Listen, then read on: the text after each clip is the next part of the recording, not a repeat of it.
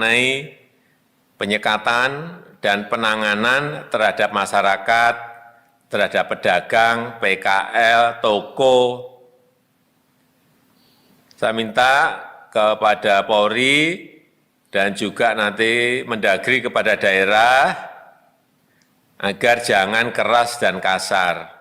Dan stigma yang diberikan bahwa hati-hati dengan dokter dengan anak PKI itu mungkin maksudnya Orde Baru waktu itu supaya saya hancur, supaya mungkin anak-anak saya tidak makan karena pasien tidak ada yang datang dan macam-macam supaya saya stres atau mungkin mati. Jadi kesimpulan saya, kalau gitu PKI itu berpihak pada rakyat tertindas gitu ya. Itu jadi satu kebanggaan juga buat saya. Jangan sampai sejarah kelam kekejaman PKI itu terulang lagi, itu yang pertama. Yang kedua, pegang teguh Pancasila yang bertentangan dengan Pancasila. Apalagi memberi ruang pada PKI. Tidak. Coba saya saja, di bawah banyak yang diisukan. Itu Pak Jokowi itu PKI. Banyak yang seperti itu coba. Padahal PKI dibubarkan tuh tahun 65. Saya lahir 61, berarti saya baru umur 3-4 tahun.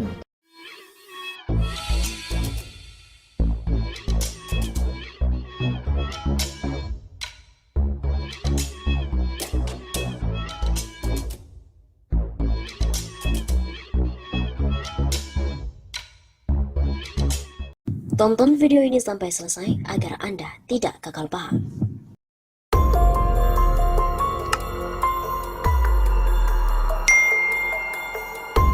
Keruntuhan rezim Jokowi mirip dengan Soekarno. Ada kemiripan kejatuhan rezim Jokowi dengan kejatuhan Bapak Proklamator Indonesia Insinyur Soekarno. Kemesraan Soekarno, PKI dan NU ketika itu terlembaga dalam satu koalisi politik, nasionalis, agama, dan komunis atau disingkat Nasakom.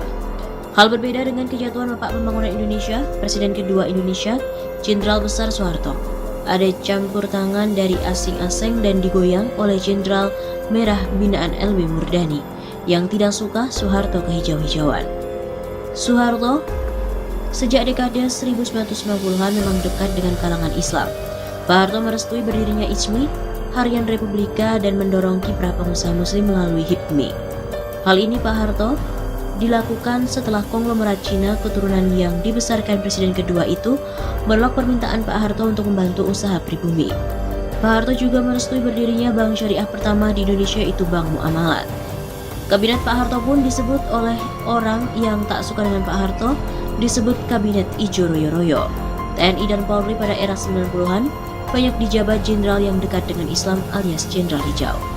Episode keruntuhan rezim Jokowi mirip dengan keruntuhan Soekarno pada tahun 66. Soekarno jatuh oleh gagalnya kudeta PKI yang kita kenal dengan pemberontakan G30S PKI. Sementara Jokowi jatuh lebih kurang sama dengan Soekarno, terpeleset oleh skenario politik sendiri. Senjata makan tuan, kedekatan dengan Cina komunis akan menjadi bom waktu bagi Jokowi. Selain ada pembusukan dari dalam kabinet Jokowi, diprediksi bakal ada peristiwa besar mengawali kejatuhan Jokowi. Apalagi COVID dijadikan kendaraan politik yang berpotensi memicu konflik nasional. PPKM darurat katanya mau diumumkan Senin sore kemarin, diundur Selasa atau bertepatan berakhirnya PPKM darurat pada hari kemarin. Sampai tulisan ini ditulis belum ada pengumuman nasib PPKM darurat. Jika PPKM darurat lanjut bisa memicu perlawanan rakyat. Pengusaha mengancam PHK besar-besaran, pedagang dan rakyat kecil teriak lapar. PPKM darurat dituding sebagai upaya mempertahankan kekuasaan merah royo-royo. Pada masa Soekarno, pernah ada poros Jakarta-Peking dan ditutup ketika Soeharto menjadi presiden. Hidup kembali pada zaman Jokowi, poros Jakarta-Beijing. Normalisasi hubungan RI dengan RRC pada tahun 80-an membawa petaka bagi presiden kedua Soeharto. Hanya berselang 8 tahun setelah normalisasi hubungan RI-RRC, Soeharto malah berhenti sebagai presiden. Pada masa Jokowi pula, posisi strategis baik militer, kepolisian maupun sipil banyak dipegang oleh orang-orang fasik, munafik, dan non-Islam. Umat Islam kembali terkucil dari kekuasaan. Dengan adanya COVID-19 telah membuka tabir pemerintahan Jokowi yang sebenarnya. Selama ini rakyat hanya menduga-duga. Petinggi rezim Jokowi banyak beraroma anti-Islam alias merah. Melalui PPKM darurat, tabir LBP yang non-muslim sering disebut sebagai the real president semakin menguatkan dugaan publik selama ini. Selama PSBB, PPKM dan PPKM darurat, publik sering dipertontonkan oleh kerumunan Jokowi dan kerumunan vaksin. Kebijakan beberapa menteri bermuka dua, seperti kebijakan penutupan masjid. Padahal, PSBB atau PPKM itu pembatasan kegiatan masjid, bukan penutupan kegiatan masjid. Masjid ditutup, sholat Idul Adha ditiadakan, kerumunan vaksin dibiarkan, masjid diuber-uber. Publik juga dipertontonkan oleh para menteri yang salah ucap dan buruknya komunikasi istana. Kemungkinan ada matahari kembar di istana, misalnya LBP, Menko Rasa Presiden, seringkali bertindak layaknya seorang presiden. Banyak rumor yang menyebut LBP yang Kristen itu adalah the real presiden. Menko PMK Muhadjir Effendi keceplosan atau sengaja menyebut PPKM darurat sama dengan darurat militer. Gerah dengan LBP karena isunya bakal kena reshuffle atau cek gelombang darurat militer. Erlangga Hartarto, Menko Perekonomian dan Menteri BUMN Erick Thohir diterpa isu tak sedap. Maklar vaksin ibaratnya sambil menyelam minum air. Sedangkan Menko Polhukam Mahfud MD yang pernah menerima beasiswa Super Semar dari Presiden Soeharto rehat sejenak dengan menonton sinetron. Mungkin Mahfud semakin tidak nyaman karena job desk-nya sebagai Menko Polhukam sering diserobot oleh LBP. Kabar burung, Mahfud siap-siap angkat cover dari kabinet. COVID-19 belum akan berakhir. Diperkirakan COVID-19 baru akan berakhir bila Jokowi turun dan atau diturunkan sebelum 2024. Merah royo-royo sedang berakrobat politik. Salah akrobat pasti akan tersungkur.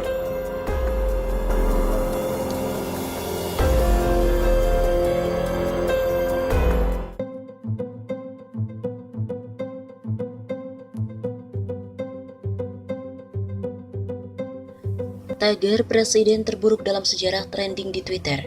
Publik bilang shame on you, just get down. Tagar presiden terburuk dalam sejarah trending di Twitter pada hari Rabu 21 Juli hari ini. Sejumlah netizen juga mengungkapkan rasa prihatinnya terhadap perkembangan sosial terkini berkaitan dengan kekecewaan mereka terkait dengan penanganan pemerintah terhadap pandemi COVID-19.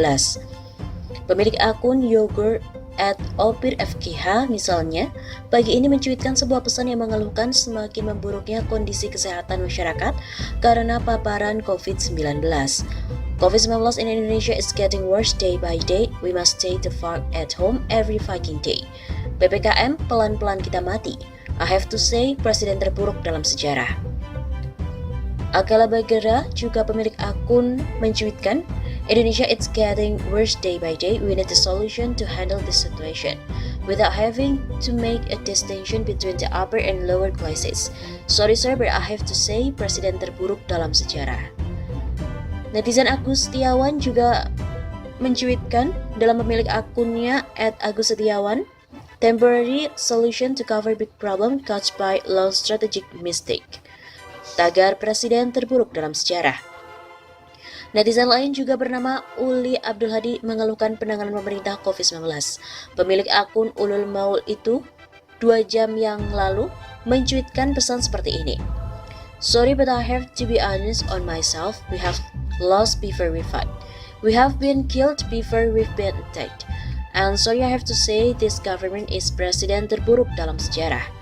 Lalu pemilik akun @pingerbu1464 meminta presiden untuk mundur. Memalukan seperti itu tulisnya. Tingkat kepercayaan masyarakat terhadap Presiden Joko Widodo untuk bisa menangani pandemi COVID-19 merosot tajam selama 6 bulan terakhir.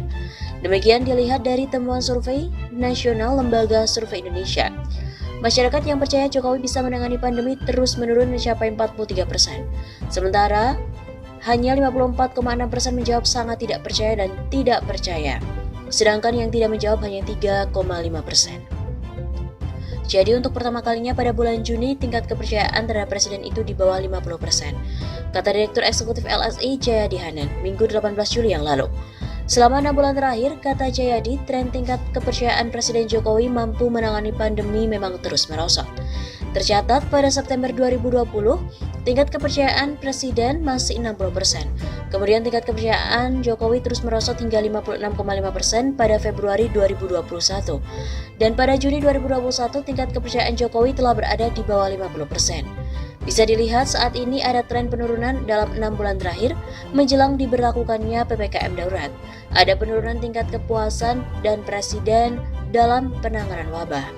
Jayadi juga meminta hasil survei ini bisa menjadi evaluasi pada pemerintahan presiden untuk berbenah.